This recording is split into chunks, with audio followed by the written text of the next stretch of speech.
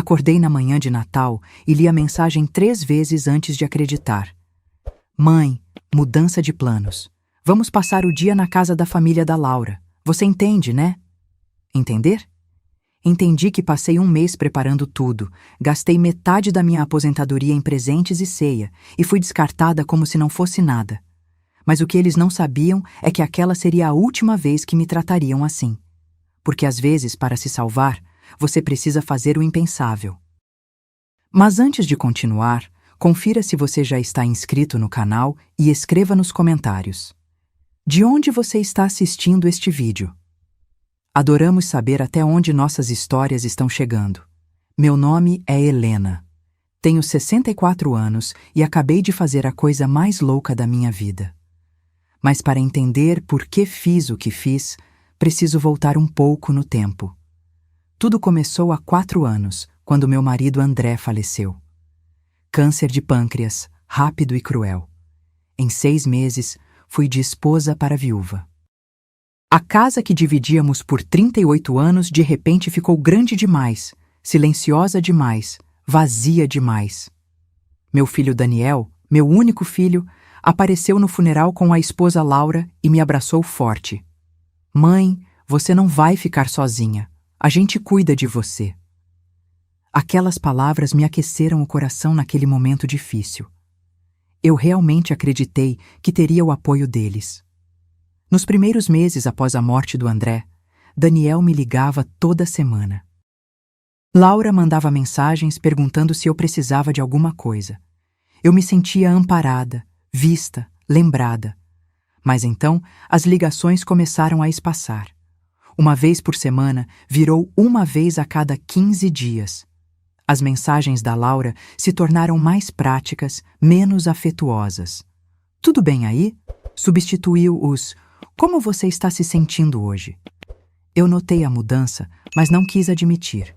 Afinal, eles tinham suas vidas, suas carreiras, seus compromissos. Eu entendia, ou pelo menos fingia entender. A verdade é que comecei a me sentir cada vez mais sozinha. A casa que era meu refúgio virou uma prisão de lembranças.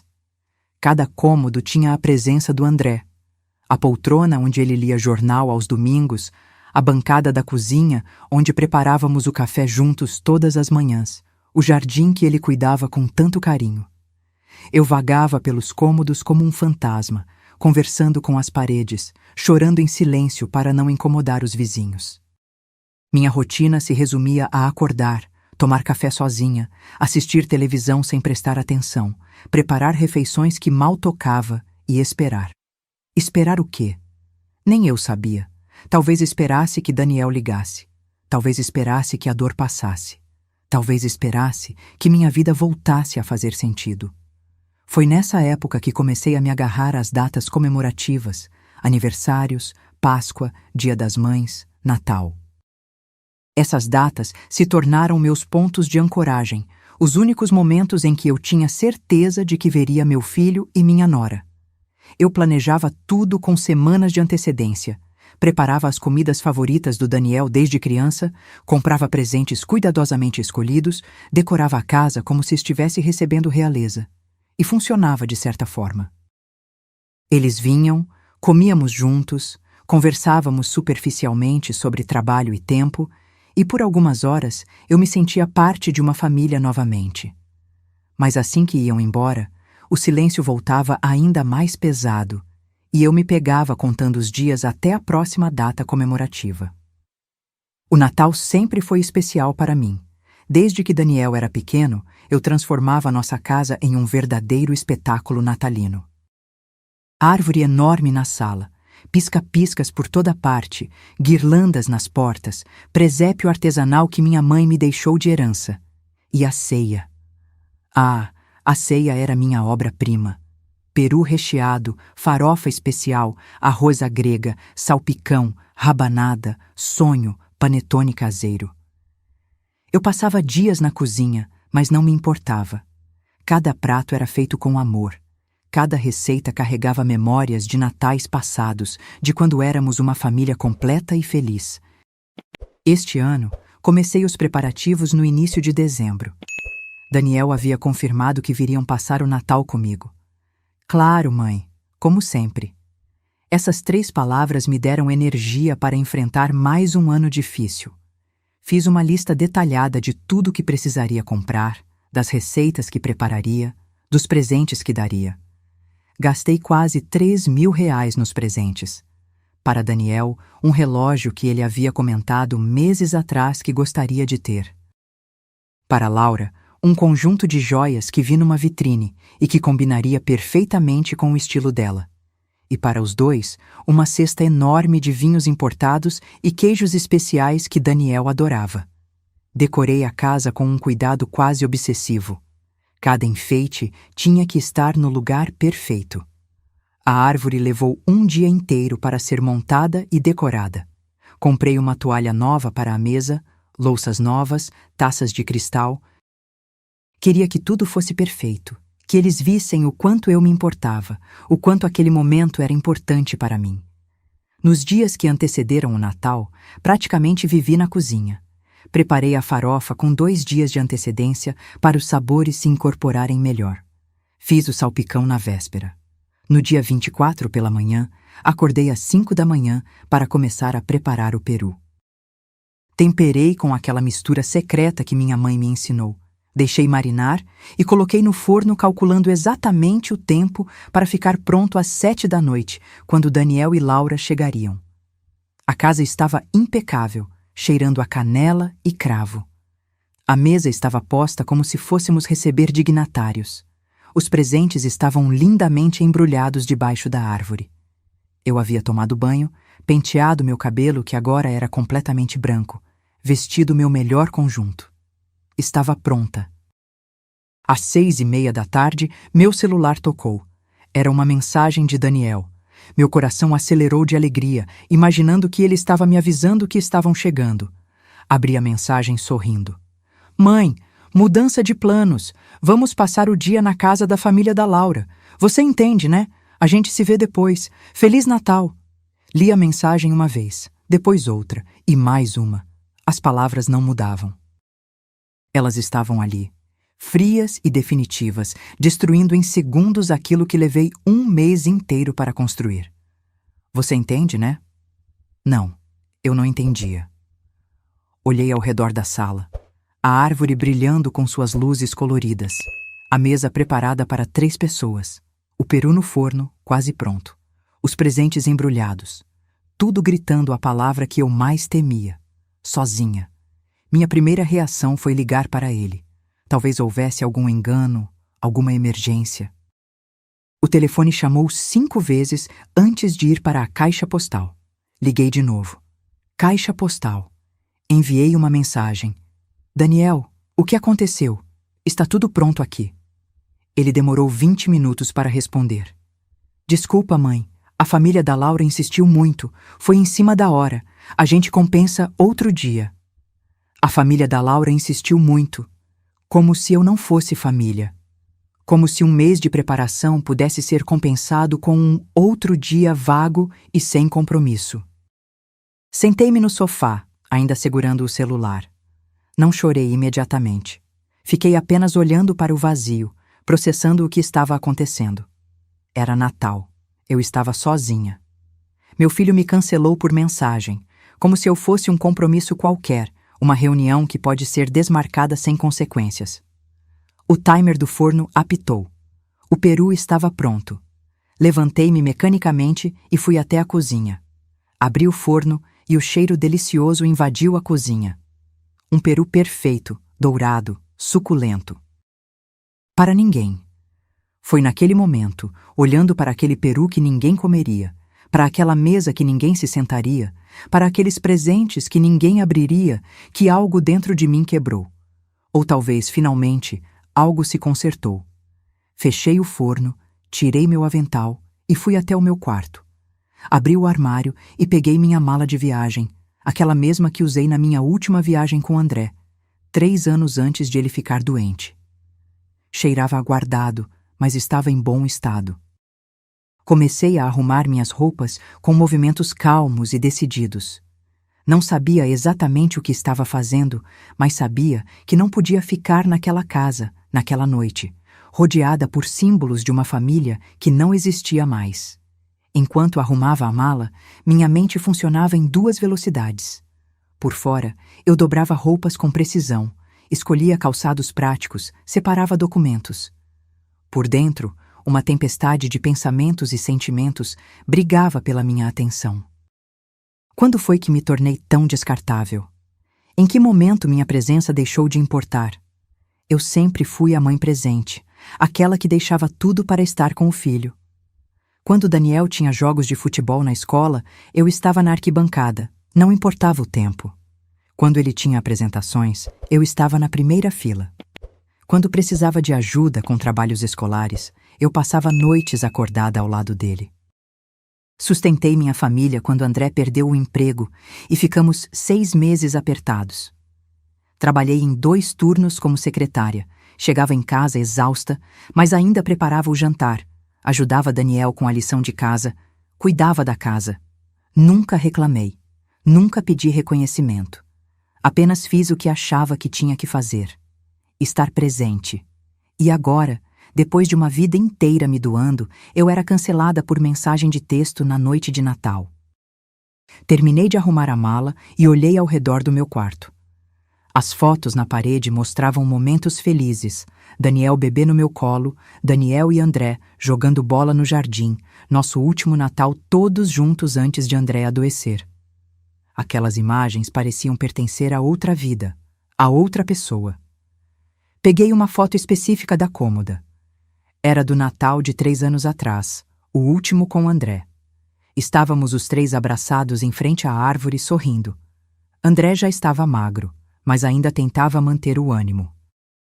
Daniel estava ao nosso lado, com o braço sobre meu ombro. Olhei para aquele Daniel da foto e não reconheci o homem que acabara de me cancelar por mensagem. Guardei a foto na mala junto com outras lembranças que não queria deixar para trás. O álbum de casamento, o livro de receitas da minha mãe, a última carta que André me escreveu antes de morrer. Eram 8 horas da noite quando fechei a mala. Ouvi fogos explodindo lá fora. Família celebrando, abraçando, estando juntas. E eu ali, sozinha, com uma mala aos meus pés e uma decisão tomada. Liguei para minha irmã Beatriz. Ela morava em Florianópolis, a 800 quilômetros de distância. Havíamos nos afastado nos últimos anos, não por brigas, mas por aquele distanciamento natural que acontece quando a vida puxa cada um para um lado diferente. Ela se casou de novo depois de ficar viúva, construiu uma vida nova na praia, e eu fiquei aqui, apegada às minhas rotinas e memórias. O telefone chamou 3 vezes antes dela atender. Helena, Feliz Natal, irmã! Bia, posso passar uns dias aí com você? Houve uma pausa. Agora? É Natal? Você não está com o Daniel? Ele cancelou. Não posso explicar agora, mas preciso sair daqui. Posso ir? A voz de Beatriz mudou completamente. Claro que pode. Mas, Helena, o que aconteceu? Depois eu conto. Qual é o endereço exato aí? Vou pegar um ônibus. Ônibus. Irmã, é noite de Natal. Não tem ônibus rodando agora. Espera até amanhã. Não posso ficar aqui nem mais 1 hora, Bia. Vou de Uber mesmo. Se for muito caro, eu pago. Só preciso do endereço. Beatriz entendeu que não adiantava argumentar. Ela me passou o endereço e fez eu prometer que dirigiria com cuidado se decidisse ir de carro.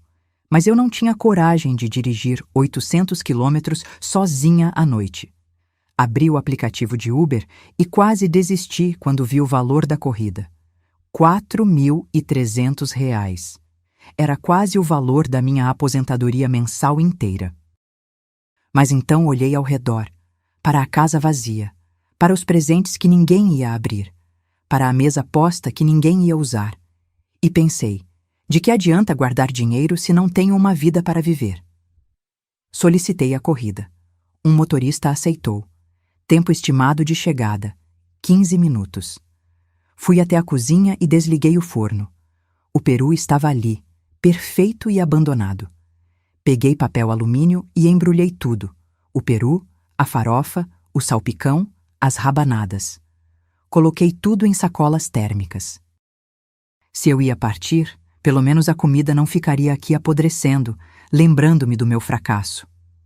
Voltei para a sala e olhei para os presentes debaixo da árvore. Peguei os 3 embrulhos destinados a Daniel e Laura. Abri minha bolsa e procurei uma caneta e papel. Escrevi rapidamente.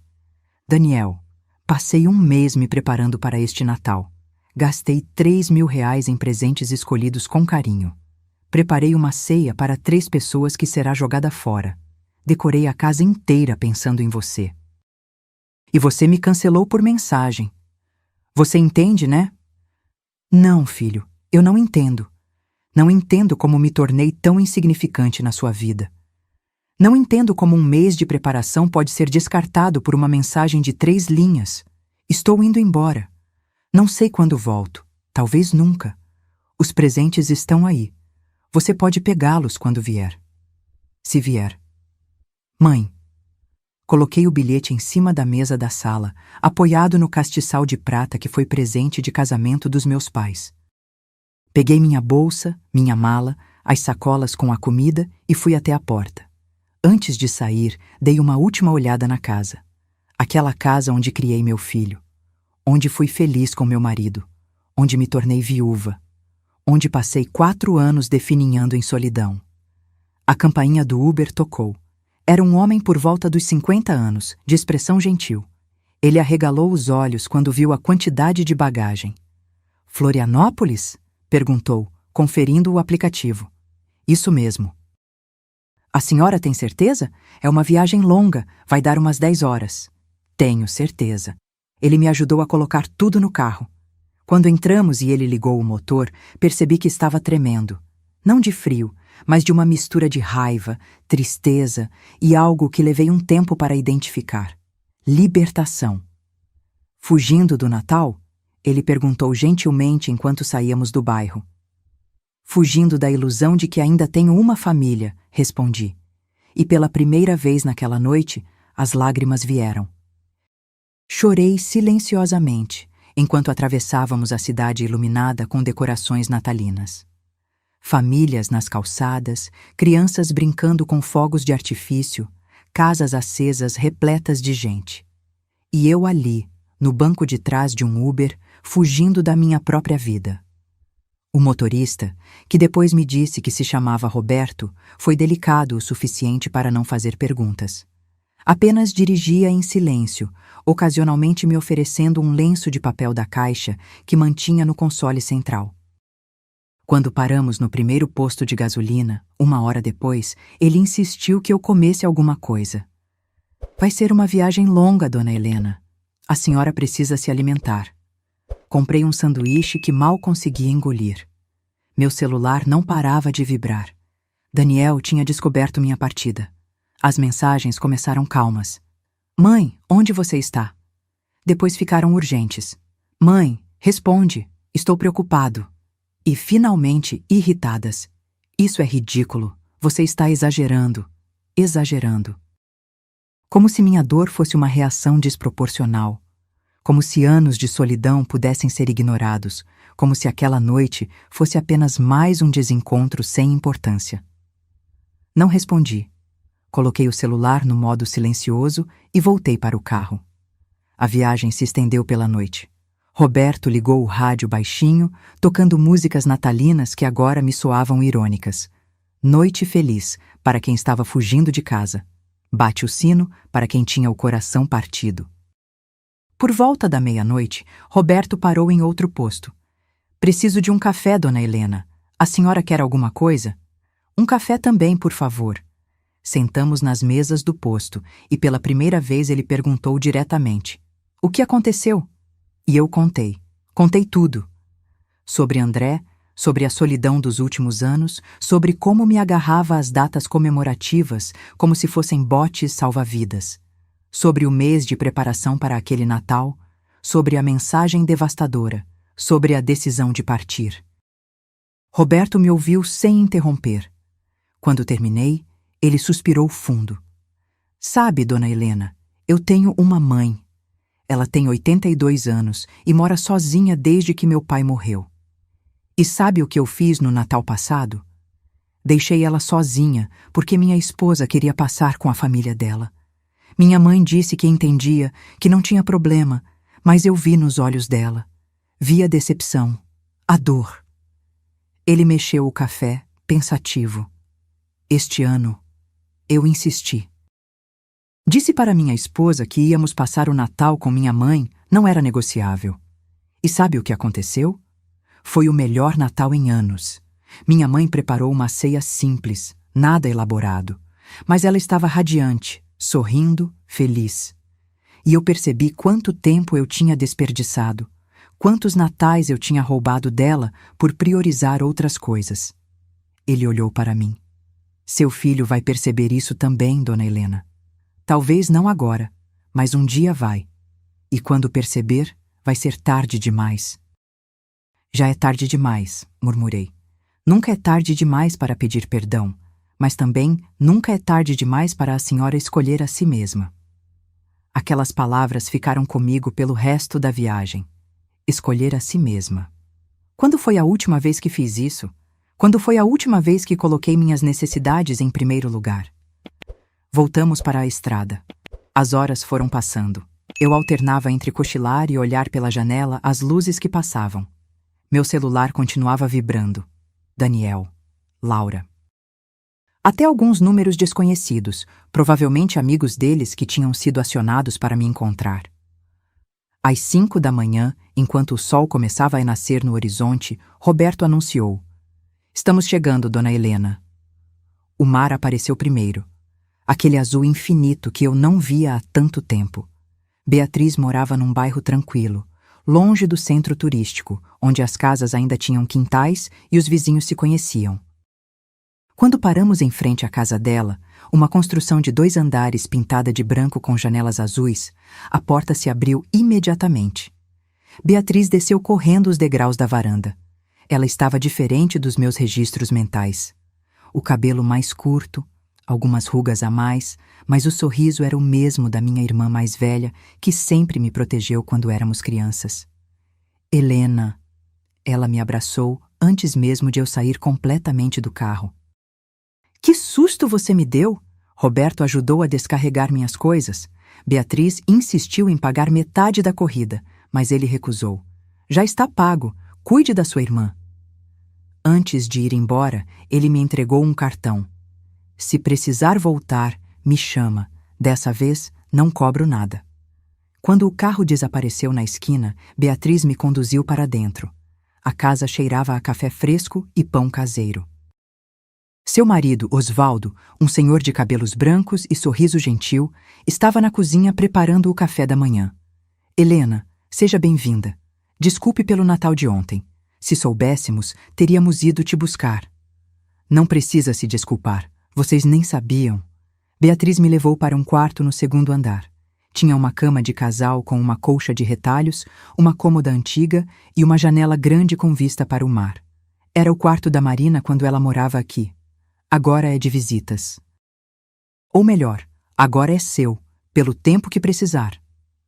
Marina era a filha de Beatriz de um relacionamento anterior.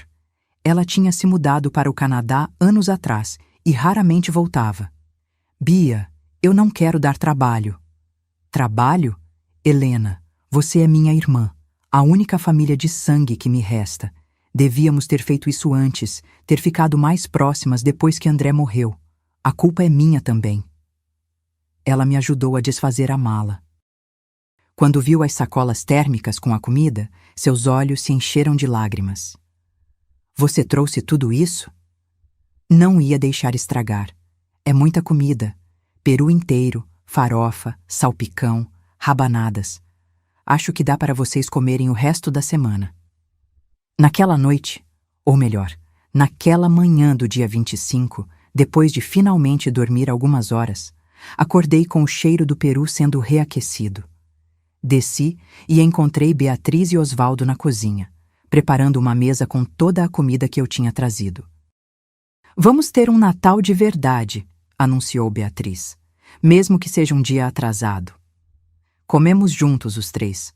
Conversamos sobre memórias antigas, sobre nossos pais que já não estavam mais aqui, sobre a vida que cada um construiu. Era simples, sem grandes decorações ou cerimônias. Mas era real. Era presença. Era amor. Durante o almoço, meu celular tocou pela 100ª vez. Era Daniel. Dessa vez, atendi. Mãe, graças a Deus, onde você está? Estamos desesperados aqui. Estou em Florianópolis, na casa da tia Beatriz. Florianópolis? Você dirigiu 800 quilômetros sozinha? Vim de Uber. Silêncio atônito do outro lado. De Uber? Mãe, você está louca? Quanto custou isso? R$ 4.300, metade do que gastei nos seus presentes de Natal que você não quis receber. Mãe, pelo amor de Deus, isso é um absurdo. Você precisa voltar. Não vou voltar, Daniel. Pelo menos não tão cedo. Como assim não vai voltar? E a casa? E suas coisas? A casa vai continuar lá. Minhas coisas essenciais estão comigo. O resto é só resto. Mãe, você está sendo dramática. Foi só um Natal. E ali estava, a frase que resumia tudo. Foi só um Natal. Como se fosse insignificante. Como se não fosse a gota d'água depois de anos de solidão e abandono. Daniel, foi só um Natal que eu passei um mês preparando. Foi só um Natal que você cancelou por mensagem, como se eu fosse um compromisso qualquer. Foi só um Natal que me fez perceber que me tornei invisível na sua vida. Você está exagerando.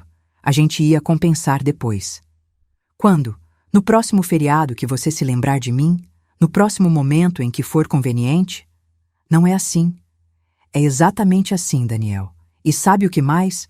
Eu cansei. Cansei de ser a mãe que está sempre disponível, sempre compreensiva, sempre esperando as migalhas de atenção que você resolve me dar. Então o quê? Você vai me punir ficando aí? Não estou te punindo, estou me salvando. Há uma diferença. Desliguei antes que ele pudesse responder. Minhas mãos tremiam. Beatriz colocou a mão sobre a minha. Foi corajoso o que você fez. Não me sinto corajosa. Me sinto exausta. Coragem não é a ausência de medo ou cansaço. É agir apesar deles. Os primeiros dias em Florianópolis foram estranhos. Eu acordava e por alguns segundos esquecia onde estava. Então, a realidade voltava. Eu tinha fugido da minha vida. Literalmente pegado uma mala e partido sem olhar para trás. Beatriz foi extraordinária. Ela não me pressionava para falar, não fazia perguntas invasivas, não tentava me convencer a voltar. Apenas estava presente. Fazíamos caminhadas na praia pela manhã.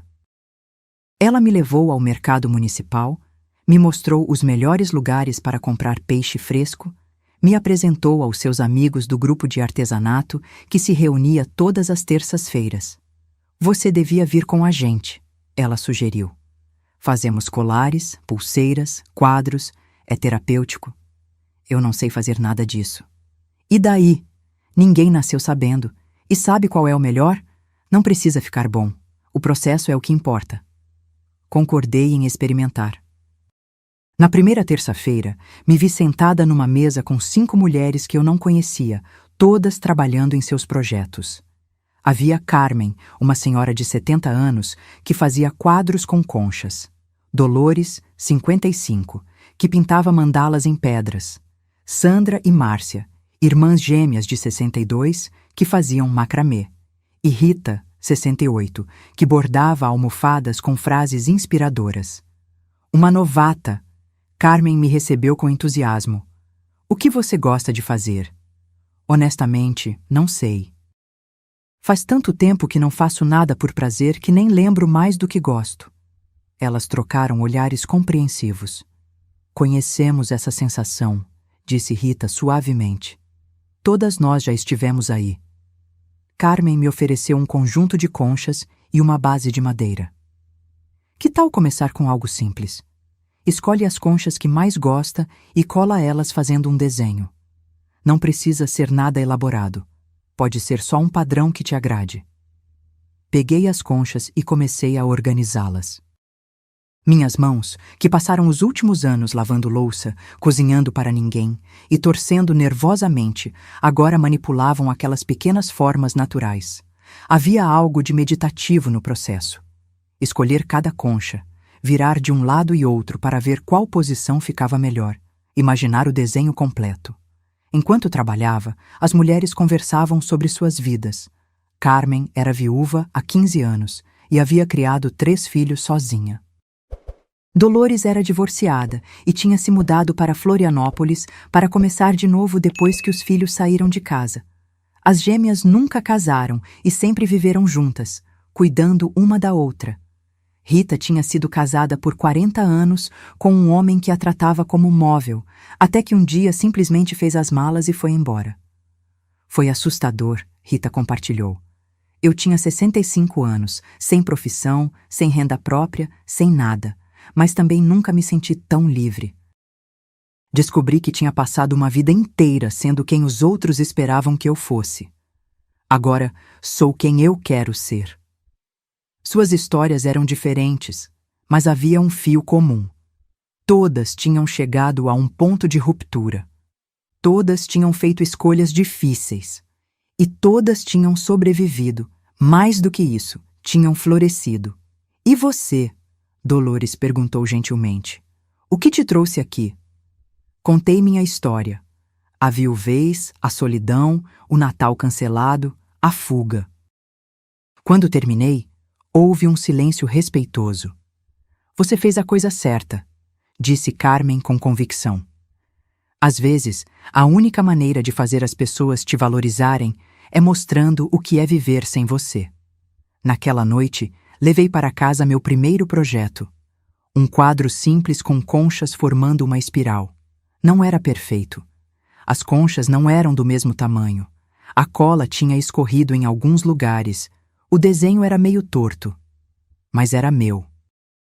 Feito pelas minhas mãos, com o meu tempo, para o meu prazer. Coloquei o quadro na cômoda do quarto. Era a primeira coisa que eu criava em anos que não tinha como objetivo agradar ou servir alguém.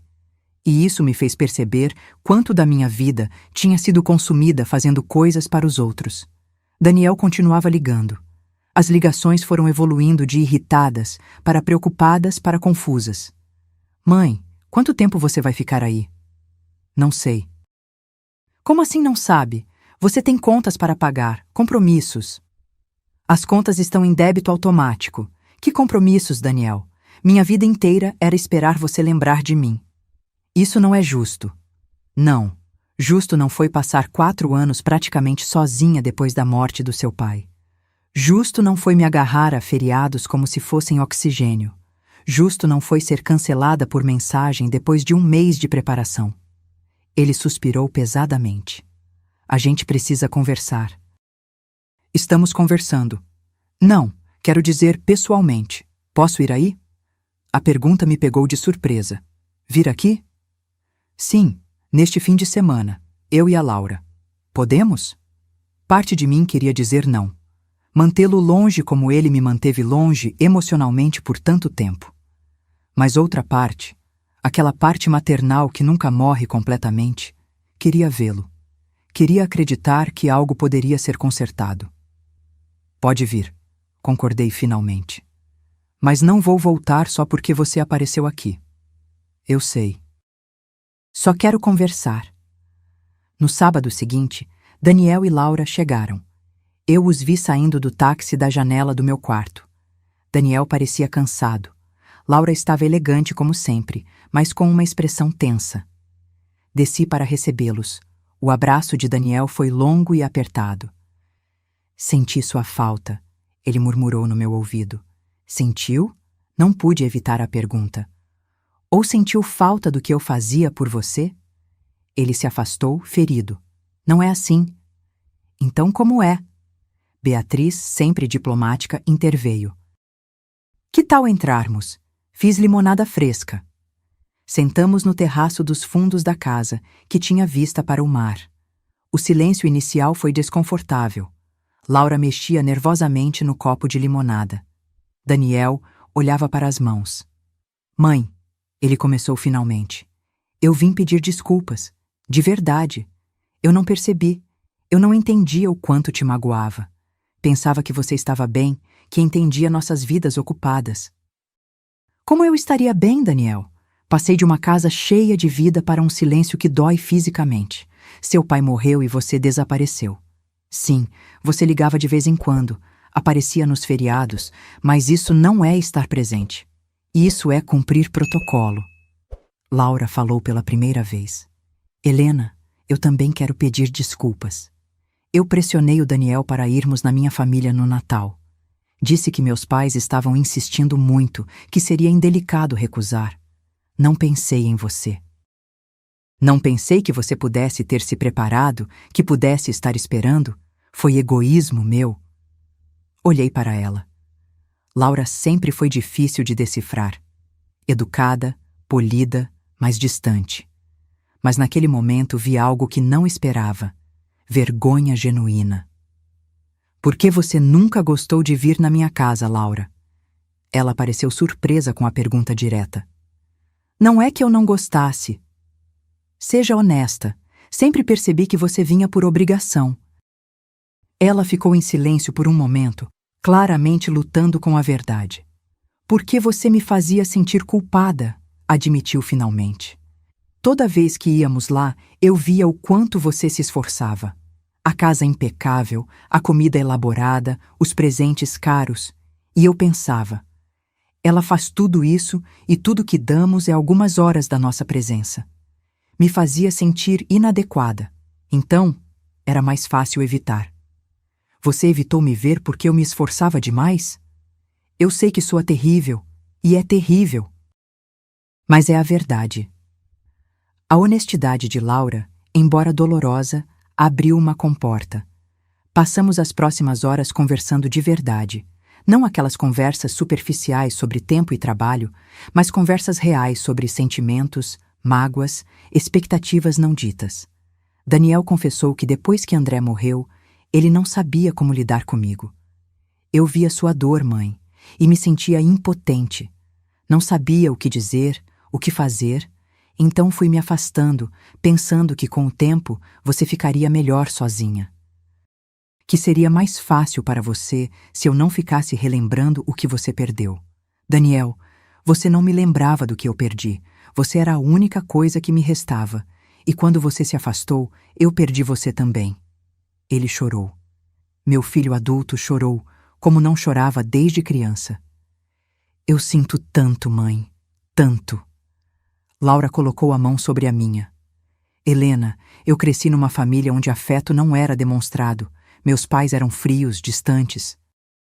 Quando conheci a família de vocês, vi como era diferente.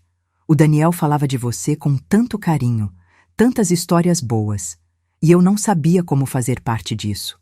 Não sabia como ser a nora que você merecia. Então mantive distância, porque era o que eu conhecia. Você nunca tentou me conhecer de verdade, falei suavemente. Sempre houve uma parede entre nós. Eu sei, e sinto muito. Podemos recomeçar? Olhei para os dois. Meu filho e minha nora, imperfeitos e humanos, carregando suas próprias dores e limitações. Parte de mim ainda estava machucada. Ainda sentia a ferida fresca do abandono. Mas outra parte reconhecia que relacionamentos são construídos por pessoas falhas, tentando acertar. Podemos tentar, disse finalmente. Mas as coisas não podem voltar a ser como eram. Como você quer que sejam? Daniel perguntou. Quero que vocês me vejam, de verdade. Não como a mãe que está sempre disponível para servir. Não como a viúva coitada que precisa de pena, mas como uma pessoa que tem vida própria, interesses próprios, necessidades próprias. E quais são esses interesses? Laura perguntou com curiosidade genuína. Sorri. Estou descobrindo ainda. Comecei a fazer artesanato. Caminho na praia todas as manhãs. Estou lendo livros que sempre quis ler, mas nunca tinha tempo. Estou aprendendo a viver para mim. Isso é bom, mãe. É muito bom. Ficaram até domingo à tarde. Durante esse tempo, Beatriz e Osvaldo os incluíram em nossas atividades simples. Caminhamos na praia, comemos peixe fresco num restaurante à beira-mar, jogamos baralho à noite. Não foi perfeito, mas foi real. Foi começo. Antes de irem embora, Daniel perguntou: Quando você vai voltar? Ainda não sei. Preciso de mais tempo aqui. Semanas? Meses? Não sei, Daniel. É isso que você precisa entender. Não sou mais aquela mãe que planeja tudo ao redor das suas visitas. Estou construindo minha própria vida, e ela não gira ao redor de você. Vi a dor nos olhos dele, mas também vi compreensão começando a se formar.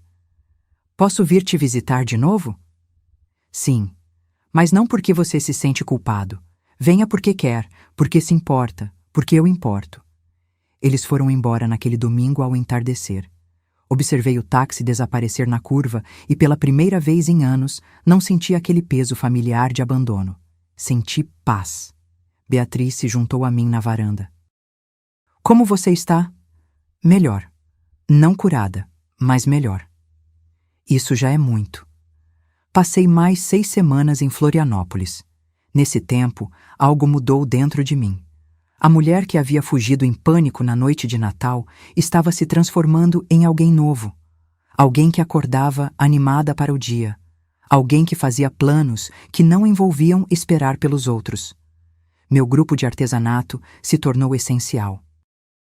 Toda terça-feira eu estava lá, criando coisas com minhas mãos, conversando com mulheres que entendiam o processo de se redescobrir. Fiz quadros com conchas, aprendi a pintar mandalas com Dolores, tentei macramê com as gêmeas, até bordei uma almofada com Rita. Você tem talento, Rita comentou um dia, examinando meu bordado. Já pensou em vender suas peças? Vender? Não, eu faço isso só por prazer. E por que não pode ser as duas coisas? Prazer e renda? A ideia ficou comigo. Comecei a fazer mais peças, com mais cuidado. Beatriz sugeriu que eu colocasse algumas na loja de uma amiga dela que vendia artesanato local. Concordei, mais para agradar do que por acreditar que alguém compraria. Mas compraram. Na primeira semana, vendi 3 quadros de conchas. Na segunda, 2 bordados. O dinheiro não era muito, mas não era essa a questão. Era a validação de que eu podia criar algo que as pessoas valorizavam. Que eu tinha valor além de ser mãe, além de servir. Daniel manteve contato, mas de forma diferente. Ligava uma vez por semana, mas não para pedir nada ou cobrar minha volta. Ligava para perguntar como eu estava, o que tinha feito, se estava feliz. Mandava fotos do dia a dia dele, coisas pequenas que antes não compartilhava. Uma foto do café que tomou, uma observação engraçada sobre o trabalho, um meme que o fez pensar em mim. Laura também começou a se comunicar diretamente comigo. Mensagens simples no início, depois chamadas de vídeo, onde conversávamos sobre coisas triviais. Ela estava fazendo terapia, contou-me um dia. Estou trabalhando nas minhas dificuldades com afeto, com proximidade. É difícil, mas necessário. Em meados de fevereiro, estava na praia quando recebi uma ligação de Daniel. Mas dessa vez a voz dele era diferente. Urgente. Assustada. Mãe, a Laura está no hospital. Meu coração disparou. O que aconteceu? Ela desmaiou no trabalho. Estão fazendo exames. Pode ser sério. Que tipo de sério? Não sabemos ainda. Mãe, eu sei que não tenho o direito de pedir, mas você poderia vir? E ali estava. O momento de escolha. Eu tinha construído essa nova vida, essa nova versão de mim que não corria ao primeiro chamado, mas também tinha um filho assustado que precisava de mim. Eu vou, disse. Mas vou porque eu quero estar aí para você, não porque eu tenho obrigação. Entende a diferença? Entendo. Obrigado, mãe. Beatriz me levou ao aeroporto naquela mesma tarde. Você vai voltar? Ela perguntou. Sim, não sei quando, mas vou. Isso aqui? Gesticulei ao redor. Isso aqui salvou minha vida. Você salvou minha vida. Você salvou sua própria vida, irmã. Eu só dei o lugar seguro para isso acontecer. Nos abraçamos forte. Sempre terá um quarto para você aqui, ela sussurrou. Sempre. Cheguei em São Paulo às 9 da noite. Daniel me esperava no aeroporto, com olheiras profundas e roupas amassadas. Ele me abraçou com desespero. Obrigado por ter vindo. No caminho para o hospital, ele me contou os detalhes. Laura tinha desmaiado durante uma reunião. Os colegas chamaram a ambulância. No hospital, os médicos encontraram anemia severa e estavam investigando a causa. Poderia ser algo simples como deficiência de ferro ou algo mais sério como problemas na medula óssea. Estou com tanto medo, mãe. Segurei sua mão. Vamos esperar os resultados dos exames. Não adianta imaginar o pior. Laura estava num quarto individual, ligada a soros e monitores. Quando me viu, seus olhos se encheram de lágrimas. Helena, você veio? Claro que vim. Passei aquela noite no hospital com eles. Daniel dormitou numa poltrona desconfortável.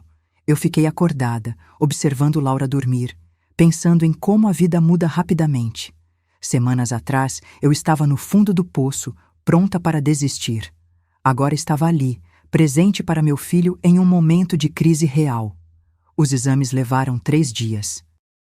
Foram 3 dias de tensão, de espera, de rezar para que não fosse nada grave. Daniel praticamente vivia no hospital. Eu ia e voltava, trazendo comida caseira, roupas limpas, mantendo alguma normalidade. Quando os resultados finalmente saíram, foi um alívio imenso. Anemia por deficiência de ferro severa, causada por miomas uterinos que estavam causando sangramentos excessivos. Tratável. Ela precisaria de transfusão de sangue, suplementação de ferro e, eventualmente, uma cirurgia para remover os miomas. Mas não era câncer, não era leucemia, não era nada terminal. Laura chorou de alívio quando o médico deu a notícia. Daniel segurou a mão dela, também chorando. Eu fiquei ali, observando aquele casal jovem, entendendo na prática o quanto a vida é frágil, o quanto as pessoas que amamos podem ser tiradas de nós em um instante.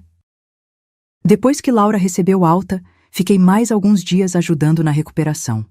Mas era uma ajuda diferente agora. Não era eu fazendo tudo, era eu apoiando enquanto eles aprendiam a cuidar um do outro. Você não precisa fazer isso, Helena, Laura disse quando me viu preparando sopa. Você não é nossa empregada. Eu sei que não sou.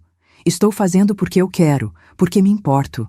Mas quando eu for embora, vocês vão precisar aprender a se cuidar sozinhos. Você vai embora de novo? Vou voltar para Florianópolis, mas não estou fugindo dessa vez. Estou voltando para casa. Florianópolis é sua casa agora? Está se tornando. Tenho uma vida lá. Amigas, projetos, paz, coisas que eu não tinha aqui. Daniel entrou na cozinha nesse momento. Mãe, e sua casa aqui? Você vai vender?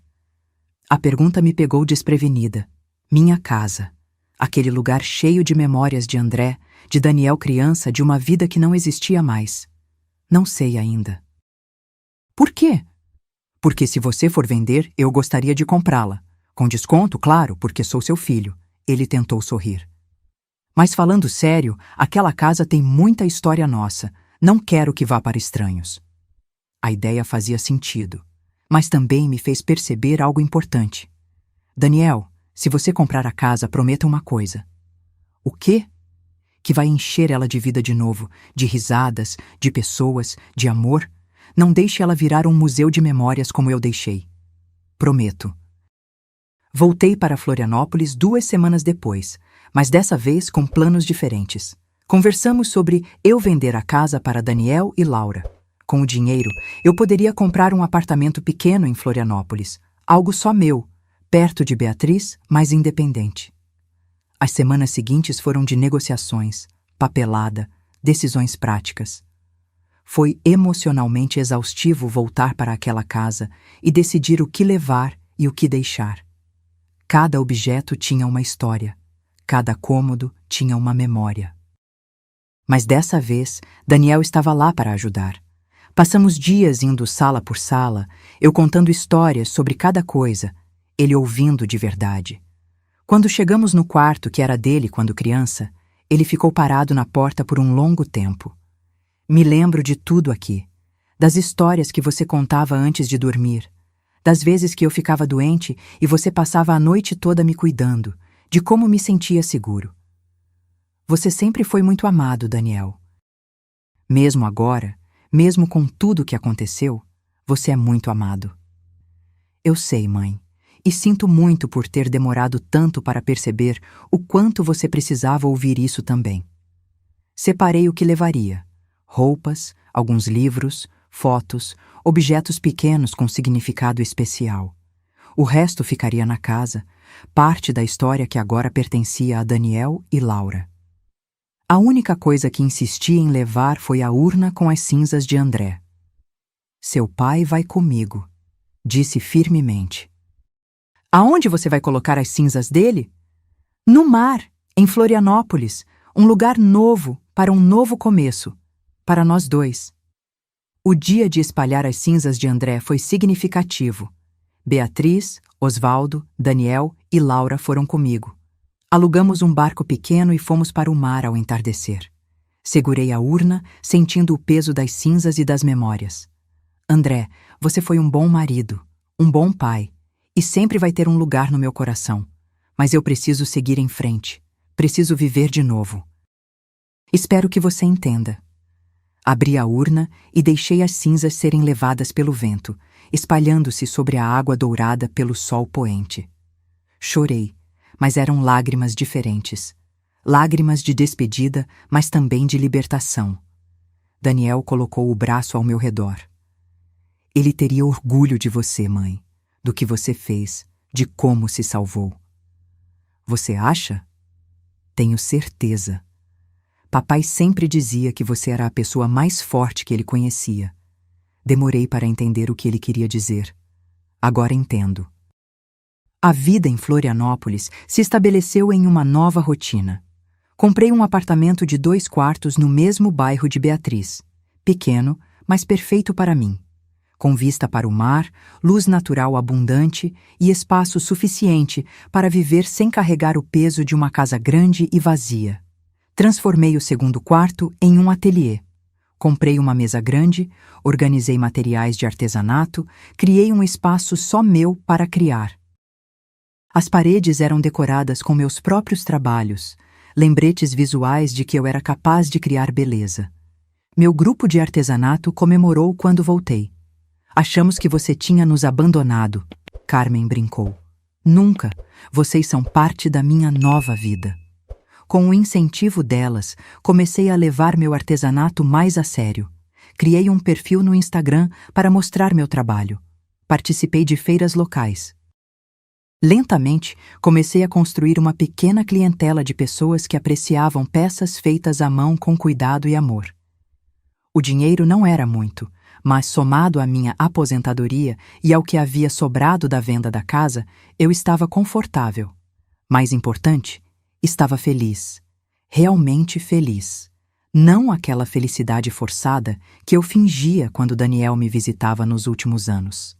Daniel e Laura me visitavam uma vez por mês, mas eram visitas diferentes agora. Eles vinham e ficavam no hotel, dando-me meu espaço. Saíamos para jantar, caminhávamos na praia, conversávamos sobre nossas vidas de verdade. Laura estava se recuperando bem da cirurgia dos miomas. Ela e Daniel estavam fazendo terapia de casal, trabalhando nas dinâmicas do relacionamento deles. Sabe o que a terapeuta nos disse? Laura compartilhou um dia. Que inconscientemente sempre contamos com você como muleta. Quando tínhamos um problema, em vez de resolver entre nós, simplesmente deixávamos você resolver. Quando precisávamos de algo, ligávamos para você. Nunca aprendemos a ser adultos totalmente funcionais porque sempre tínhamos você como rede de segurança. E agora? Agora estamos aprendendo. É difícil. Às vezes brigamos porque nenhum dos dois sabe fazer certas coisas, mas estamos crescendo, juntos. 6 meses depois da minha fuga natalina, chegou meu aniversário. 65 anos. Beatriz queria fazer uma festa, mas eu recusei. Vamos fazer algo pequeno, apenas família próxima e minhas amigas do artesanato. Fizemos uma festa simples na minha varanda, com vista para o mar. As mulheres do grupo trouxeram comidas deliciosas. Beatriz fez meu bolo favorito de chocolate. Daniel e Laura vieram com presentes pensados com cuidado. um kit de materiais de artesanato especiais e um vale-presente para uma loja de artigos de arte. Mas o maior presente veio de Daniel. No final da noite, ele pediu a atenção de todos. Mãe, eu queria dizer algo. Publicamente, na frente de todos que te amam. Ele respirou fundo. Há 7 meses, você fez algo que na hora me pareceu louco. Você fugiu de casa na noite de Natal porque eu te cancelei por mensagem. E eu fiquei com raiva. Achei que você estava sendo dramática, exagerada. Ele olhou para mim com olhos brilhando. Mas você não estava. Você estava se salvando. E fazendo isso, você me ensinou a lição mais importante da minha vida. Me ensinou que amor não é conveniência. Que família não é presença física ocasional. Que as pessoas que amamos precisam ser priorizadas, não encaixadas nos espaços vagos da agenda. Daniel, minha voz falhou. Deixa eu terminar. Você me ensinou que nunca é tarde para mudar. Que uma pessoa pode se reinventar aos 64 anos. Que coragem às vezes parece loucura para quem está de fora, mas é sobrevivência para quem está por dentro. Obrigado por não desistir de mim mesmo quando eu te dei motivos para isso. Obrigado por me mostrar como se vive de verdade, não apenas como se existe. Não havia um olho seco na varanda. Daniel me abraçou forte e eu segurei meu filho sentindo uma completude que não sentia desde antes de André morrer. Depois que todos foram embora e eu estava sozinha no meu apartamento, sentei na varanda olhando o mar sob a lua cheia. Pensei em como minha vida tinha mudado radicalmente em menos de 1 ano. Se alguém me dissesse no Natal passado que eu pegaria uma mala e fugiria para outra cidade, que reconstruiria minha vida do zero, que encontraria amizade verdadeira e propósito em fazer artesanato, que meu relacionamento com meu filho se transformaria completamente, eu teria rido de incredulidade. Mas aconteceu. Porque eu fiz acontecer. Porque cheguei no meu limite e, em vez de me contentar com migalhas de afeto, escolhi ir embora. Escolhi a mim mesma. Meu celular tocou. Era uma mensagem de Rita do grupo de artesanato. Helena, uma galeria de arte no centro quer expor nossas peças em uma mostra coletiva no mês que vem. Você está dentro? Sorri. Claro que estou, respondi. Coloquei o celular de lado e voltei a olhar o mar. Amanhã seria outro dia. Teria meu café da manhã com vista para a água. Trabalharia nas minhas peças para a exposição. Talvez caminhasse na praia com Beatriz. Talvez experimentasse aquela receita nova que Carmen havia me passado. Eram planos simples, comuns, mas eram meus, e isso fazia toda a diferença. 1 ano após aquele Natal que mudou minha vida, algo inesperado aconteceu. Daniel me ligou com uma proposta. Mãe, eu e a Laura estávamos pensando... Que tal passar o Natal deste ano aí com você? Em Florianópolis? Fiquei em silêncio processando a pergunta. 1 ano atrás, teria implorado por isso. Teria ficado eufórica com a ideia de ter meu filho comigo no Natal. Mas agora, depois de tudo que havia passado, depois de tudo que tinha construído, minha reação era diferente. Por que vocês querem isso? Perguntei honestamente. Porque você está lá. Porque queremos estar onde você está. Não por obrigação, mas porque escolhemos estar com você. E a família da Laura? Vamos visitá-los na virada de ano, mas o Natal é seu. Se você quiser a gente, claro. Se eu queria? Era uma pergunta que nunca pensei que precisaria responder. Mas a mulher que eu era agora, a mulher que tinha aprendido a estabelecer limites e priorizar sua própria felicidade, precisava ter certeza. Eu quero sim, mas em termos diferentes dos anos anteriores. Como assim? Significa que não vou passar 1 mês me preparando. Não vou gastar minha aposentadoria em presentes caros. Não vou transformar isso em uma produção elaborada que me deixa exausta. Vamos fazer algo simples, juntos. Vocês ajudam a preparar, ajudam a limpar e passamos tempo de qualidade. É isso ou nada.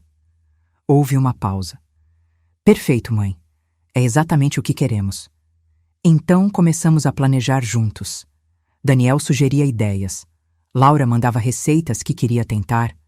Eu contribuía com meus pensamentos, mas não assumia a responsabilidade por tudo. Era um esforço colaborativo, uma celebração compartilhada.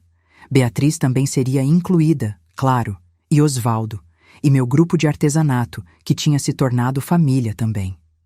Decidi fazer uma ceia na praia. Simples, casual, sem pressão. Conforme o Natal se aproximava, me surpreendi ao perceber que estava animada. Mas era uma animação diferente. Não era aquela ansiedade nervosa de querer que tudo fosse perfeito. Era a expectativa genuína de passar tempo com pessoas que eu amava e que me amavam de volta. Daniel e Laura chegaram 2 dias antes do Natal. Ficaram em um hotel próximo, como combinado. Na manhã do dia 24, nos encontramos na praia para começar os preparativos. Então, o que precisamos fazer? Daniel perguntou, arregaçando as mangas. Montar as mesas, decorar um pouco, preparar a comida. Mas vamos fazer juntos. E fizemos. Daniel montou as mesas emprestadas que Osvaldo havia conseguido. Laura ajudou a decorar com conchas e flores locais que compramos na feira. Eu preparei alguns pratos, mas Laura fez outros, e Beatriz trouxe mais alguns. À noite, quando todos chegaram, meu grupo de artesanato, Beatriz e Osvaldo, Daniel e Laura, alguns vizinhos do prédio que eu tinha convidado, a praia estava iluminada com lanternas de papel e velas em potes de vidro. Tinha música suave tocando em uma caixa de som pequena. A comida estava disposta em estilo buffet, simples, mas deliciosa. Não tinha peru elaborado, tinha peixe fresco grelhado, não tinha farofa complexa, tinha arroz de coco simples, não tinha decoração cara. Tinha conchas que nós mesmas havíamos coletado. Mas tinha algo que faltou no ano anterior. Tinha amor genuíno. Tinha presença real. Tinha pessoas que estavam ali porque queriam, não porque se sentiam obrigadas. Durante o jantar, Carmen propôs um brinde. A Helena, que nos ensinou que nunca é tarde para recomeçar. Todos ergueram seus copos. Eu senti lágrimas nos olhos, mas eram lágrimas boas. Depois do jantar, enquanto alguns conversavam e outros dançavam na areia, Daniel veio sentar ao meu lado. Mãe, este é o melhor Natal que já tive. Melhor que aqueles elaborados que eu preparava? Muito melhor, porque aqueles eram sobre você tentando provar algo. Este é sobre todos nós, apenas sendo. Sendo família, sendo amigos, sendo presentes. Ele tinha razão. Eu havia passado anos tentando comprar amor e atenção através de esforço excessivo. Pensava que se fizesse tudo perfeito, se me sacrificasse o suficiente, seria amada. Mas amor verdadeiro não funciona assim. Amor verdadeiro não precisa ser comprado ou conquistado. Ele simplesmente é. Aprendi algo importante este ano, compartilhei com Daniel. Aprendi que se salvar não é egoísmo, é necessidade. E quando você se salva, você libera as outras pessoas para crescerem também. Minha partida forçou você a enfrentar coisas que estava evitando. Forçou você e a Laura a crescerem como casal, como adultos. Você está certa, foi duro, mas necessário. E olha onde estamos agora. Olhei ao redor, para as pessoas rindo, conversando, celebrando. Para o mar brilhando sob a lua. Para minha vida que tinha se tornado rica de maneiras que nunca imaginei. Sim, concordei. Olha onde estamos. Mais tarde, naquela noite, depois que todos foram embora e eu estava deitada na minha cama, ouvindo o som das ondas pela janela aberta, refleti sobre a jornada do último ano. Tinha começado com uma mensagem devastadora que destruiu minhas ilusões. Tinha continuado com uma fuga desesperada que salvou minha vida. Tinha se desenvolvido através de amizades improváveis, descobertas criativas e a reconstrução lenta mas firme da minha identidade. E tinha culminado nisso. Uma nova vida onde eu era valorizada não pelo que fazia pelos outros, mas por quem eu era. Uma vida onde tinha propósito além de servir. Uma vida onde amizade e família coexistiam em harmonia. Uma vida onde eu era, finalmente, feliz. Não era a vida que eu tinha planejado. Não era a vida que imaginei quando casei com André há mais de 40 anos. Mas era uma vida boa. Uma vida que valia a pena viver. E tudo porque um dia, no fundo do poço da dor e da rejeição, escolhi a mim mesma. Escolhi me salvar em vez de me sacrificar. Escolhi viver em vez de apenas existir. Se há uma lição em tudo isso, é esta. Nunca é tarde para escolher você mesma. Nunca é tarde para recomeçar. Nunca é tarde para descobrir que você é mais forte do que imagina, mais resiliente do que parece, mais capaz do que acredita. Às vezes, o maior ato de amor que você pode fazer é amar a si mesma o suficiente para exigir mais. Para não aceitar migalhas, para não se contentar com invisibilidade. E quando você faz isso, quando finalmente se escolhe, você descobrirá algo maravilhoso. A vida que estava esperando por você do outro lado do medo é mais bela do que você poderia ter imaginado. Agora, se você gostou dessa história, clica em S inscrever e me diz nos comentários qual parte te deixou de queixo caído. Ah, e não esqueça de se tornar membro para ter acesso a vídeos exclusivos que não posto aqui. Te espero lá.